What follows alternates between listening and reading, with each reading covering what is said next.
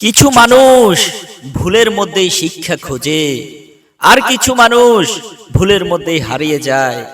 একটা ভুল কখনো কখনো পথ দেখায়, অন্যটা শুধু এঁকে এঁকে ক্ষত তৈরি করে সারাটা জীবন। যে ভুলে আমরা বেড়ে উঠি, সে বলি কখনো কখনো আমাদের ধ্বংসের কারণ হয়। সৃষ্টিকর্তা কাউকে ঠকান না। যাকে গায়ের রং দেননি, তাকে মায়া ভরা চেহারা দিয়েছেন। যাকে ঘন চুল দেননি, তাকে সুন্দর চোখ দিয়েছেন। কাউকে মেধা দিয়েছেন, আবার কাউকে দিয়েছেন অসাধারণ গুণ।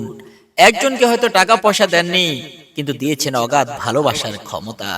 একজনকে হয়তো কিছুই দেননি, তাকে দিয়েছেন সুন্দর মন মানসিকতা।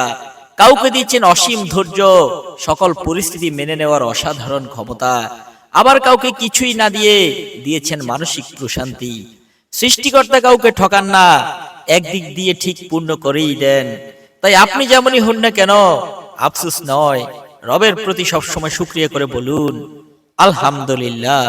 আল্লাহ রাব্বুল আলামিন আমাদেরকে যে অবস্থায় রেখেছেন, আমরা সর্ব অবস্থায় রবের শুকরিয়া আদায় করে বলি আলহামদুলিল্লাহ।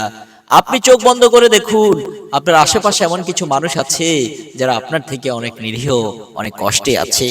তাই মহান রাব্বুল আলামিন আপনাকে যে অবস্থায় রেখেছেন, সে অবস্থায় আল্লাহর শুকরিয়া আদায় করে বলুন আলহামদুলিল্লাহ। কেমন হলো সবাই জানাবেন। ভালো থাকবেন।